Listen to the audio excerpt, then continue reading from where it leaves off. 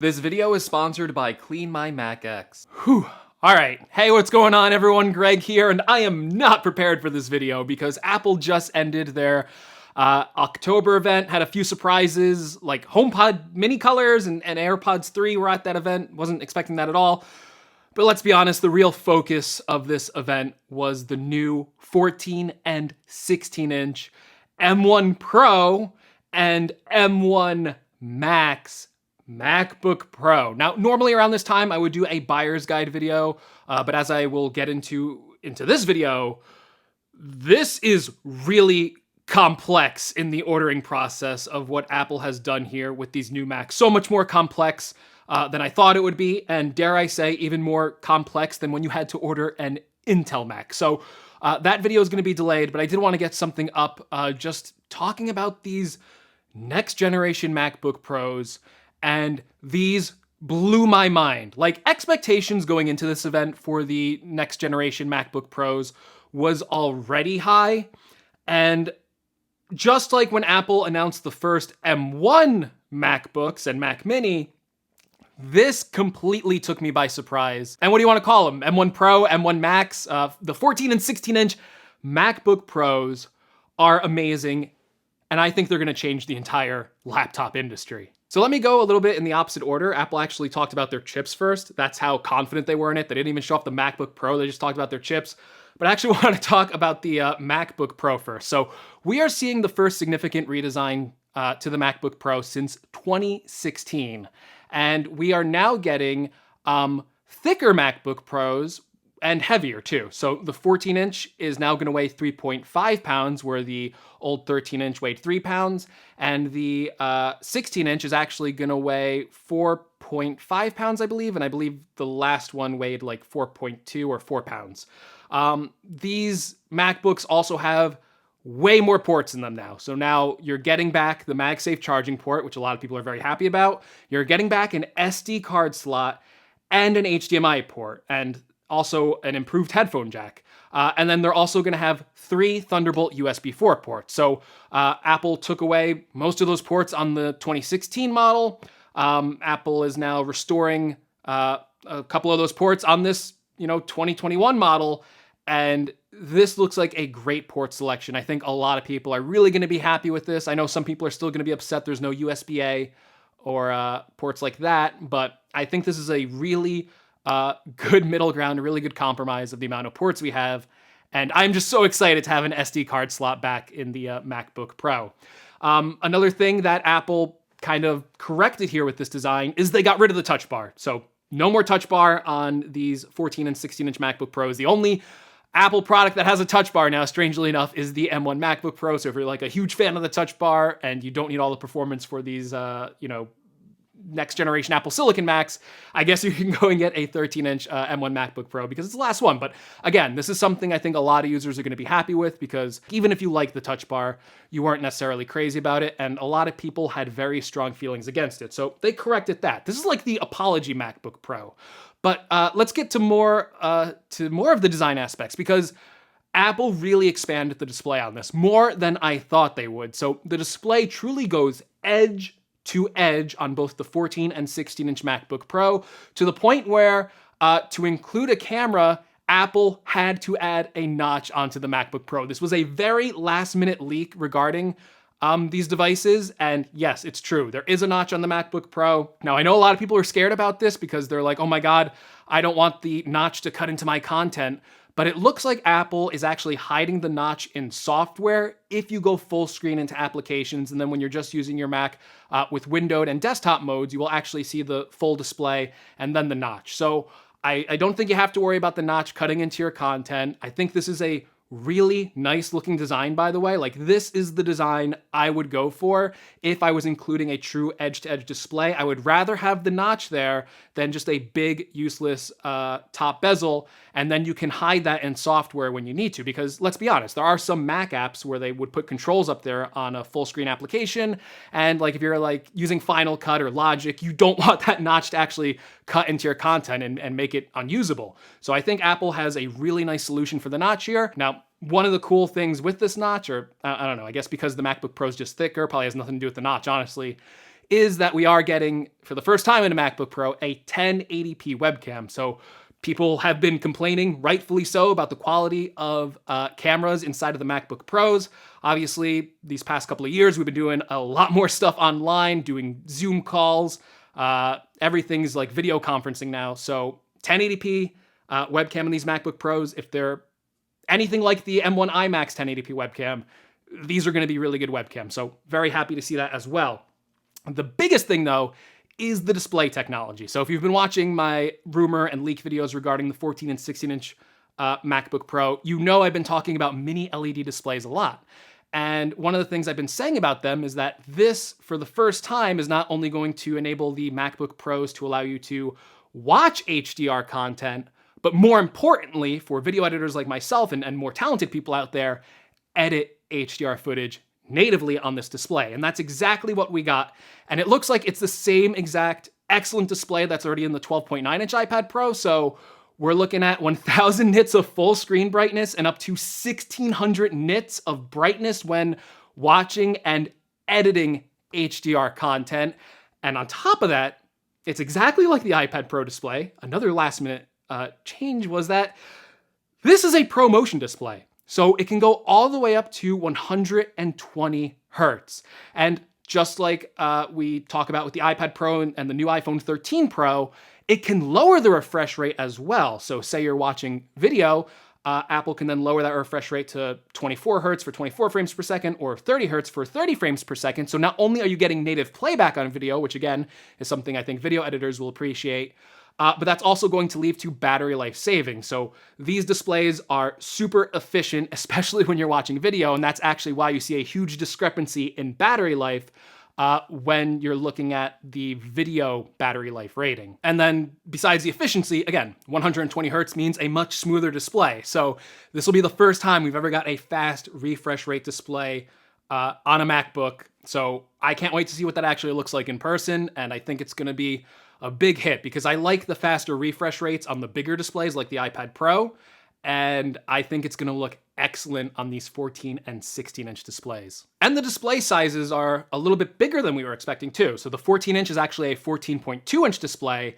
and the 16-inch is a 16.2-inch display. So a little bit bigger than we were thinking. And we're also getting higher resolution. So the 14.2-inch has a resolution of 3024 by 1964, and the 16.2-inch has a resolution of 3456 by 2234. Both of these laptops will have 254 pixels per inch. But either way, it looks like we're getting excellent displays and excellent speakers in these MacBook Pros. So not only are these gonna be great for using pro tasks, but these are gonna be like, again, these are expensive. So if you could spend the money, these are gonna be amazing entertainment laptops. And by the way, I didn't mention the price yet, but I should say I was 1000% right in all the videos leading up to this. People have always asked me, what do you think the price of the 14 and 16-inch MacBook Pro is? The records there, go back and watch my older videos. I said $2,000 for the 14-inch, $2,500 for the 16-inch. Those are exactly the starting prices for these computers. Either way, the MacBook Pro designs this year, the displays, the speakers, and we're gonna get to those M1 Pro and M1 Max chips in just a second.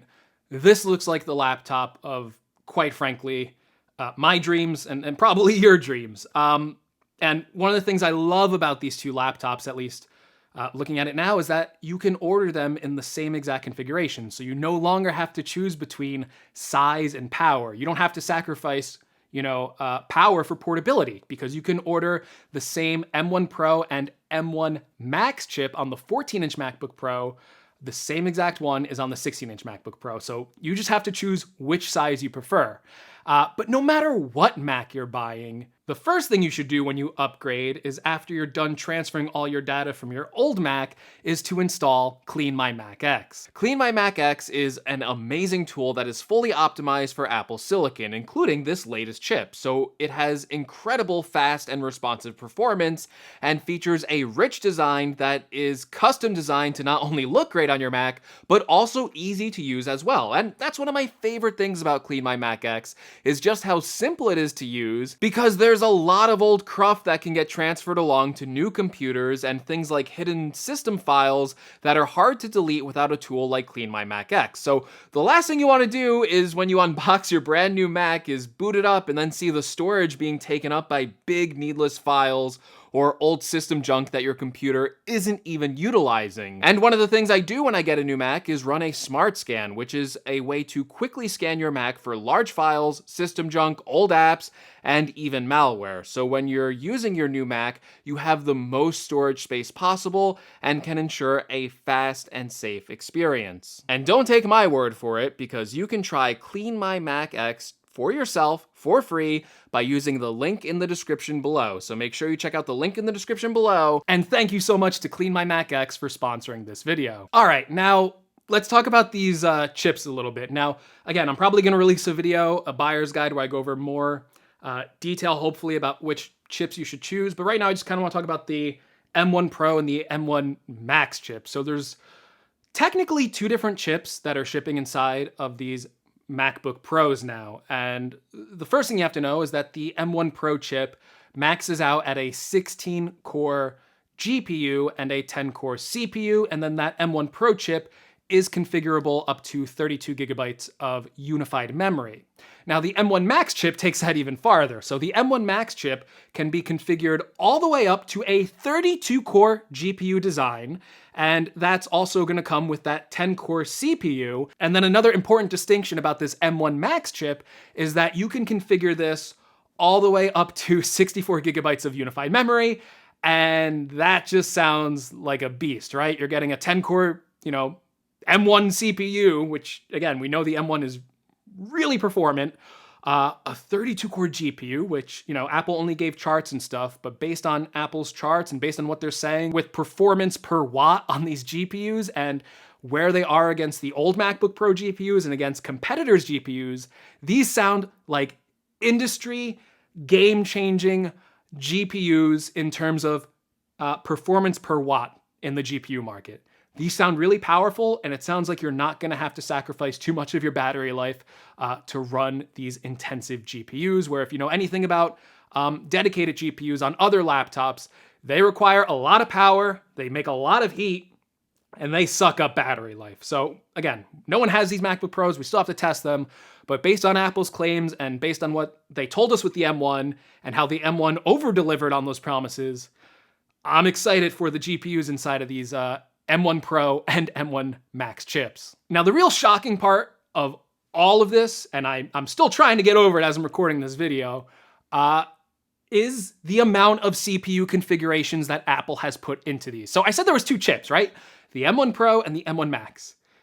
It's actually a lot more complicated than that, because if you look at Apple's website, you can see there is a plethora of different chip options, even to the point where if you look at the entry-level 14-inch MacBook Pro, you can see you're getting an Apple M1 Pro chip, but only with an 8-core CPU. Apple really kind of glossed over that in their presentation, that they would even include an M1 Pro model with an 8-core CPU, and you actually have to spend $200 more to get the 10-core CPU model. Now, I don't think that's a huge deal. Again, the regular M1 chip in CPU performance is already a monster. Even if they replaced the 13-inch MacBook Pro with that M1 chip, it would have been an improvement. So the fact that you're getting, more of the high performance cores on that 8-core CPU, I assume it's 6 high performance cores rather than the 8 high performance cores on the higher end version of this. But still, it's still going to deliver in CPU performance even on that entry level model. But let's look at all the other configurations we have here, because this is crazy. So you can also upgrade for $200 more to a 10-core CPU and a 16-core neural engine. Oh, they're all 16-core neural engines, and a 14-core GPU. And then another $300 for a 10-core CPU with that 16-core GPU, which maxes out on the Pro models. And then you also have two separate configurations for the M1 Max chip. So they all come with the 10-core CPU on the M1 Max, but the first one is a 24-core GPU, and then the max out model, which is $700 more, is a 32-core GPU. That's where you're getting the max GPU specs, and that's an additional $700. So I was really shocked by this. I thought Apple was going to make this a really super simple process for selecting these chips, and I thought there was just going to be two. I thought there was going to be M1 Pro, M1 Max, That's it. That's the end of the configurations. And I didn't even know if the Max chip would be on the 14-inch model. I thought it would be exclusive to the 16-inch model. But Apple here is actually making this a lot more difficult and a lot more confusing for consumers to choose from. And if I'm looking at this, this is more CPU options even for some of their computers than when they had Intel. So there's a decision to be made here in terms of CPU and GPU performance. And I really think we're going to have to wait for the full reviews before we learn the differences in power, especially in GPU, right? Because only the base model 14-inch has that 8-core CPU. Every other model of the MacBook Pro comes with the 10-core CPU. So GPU-wise, there's a lot of discrepancies here. And that was really shocking to me. I really did not expect Apple to release this many different versions of it. Another distinction I want to kind of make for people watching this video is that battery life. So this is something I was wondering about for a while too, about these, M1 Pro computers, is that would they have the same battery life as the M1 computers? Because we know the M1 MacBook Air and M1 MacBook Pro have amazing battery life. And with these M1 Pro and M1 Max chips, they aren't focusing on battery life as much. Now, there's just a small discrepancy in battery life. So Apple's saying on the 14-inch model, you'll get 17 hours of battery life. And if you look at the rating for the 13-inch MacBook Pro, the M1, that gives you 22 hours of battery life. On the 16-inch model, I believe you get up to 21 hours of battery life, and there is no 16-inch M1, so you can't compare it to that. But just know that these computers are prioritizing performance more over battery life. So if you don't care about, you don't need maximum performance, right? You're like an average everyday user. You're not video editing 4K or 8K video. You just need something that's going to work. I still think the M1 computers are probably the better option here for you, especially if you care about battery life, because it looks like that M1 MacBook Pro is still going to have the best battery life in that smaller form factor. And even the M1 MacBook Air has 18 hours for the battery life rating, where the 14-inch Pro, despite being bigger and thicker, only has a 17-hour rating. I say only, I mean 17 hours is only 1 hour less. It's still great battery life, it turns out to be true, but it is less than the MacBook Air.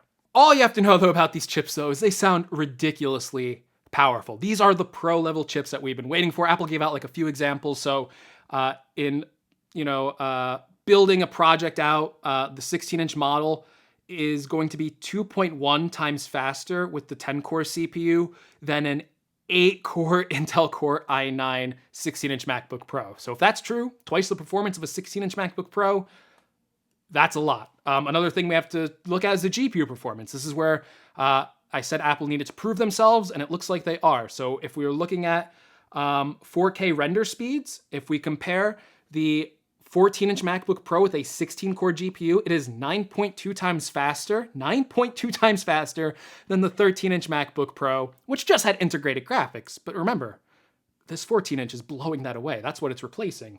And if we look at the Max GPU configuration, that's 13.4 times faster. With 8K render speed, when comparing it against the old 16-inch model, which had a Radeon Pro 5600M with 8 gigabytes of memory, a dedicated graphics card, the M1 Pro, even with just the 16-core design, is 1.7 times faster than that dedicated graphics card. The 32-core GPU, the Max model, according to Apple, for 8K render speeds, is 2.9 times faster than the 16-inch MacBook Pro with a dedicated graphics card. So we have to take Apple at their word here now. Obviously, you have to wait for full reviews before we can really test this out. I don't even know if I can test that out, but I'm sure someone will be able to see if these claims are legitimate. But if Apple is right here, and I'm not going to doubt them after what they over-delivered on the M1 here, this is game-changing. This is industry-leading performance per watt on GPU and CPU.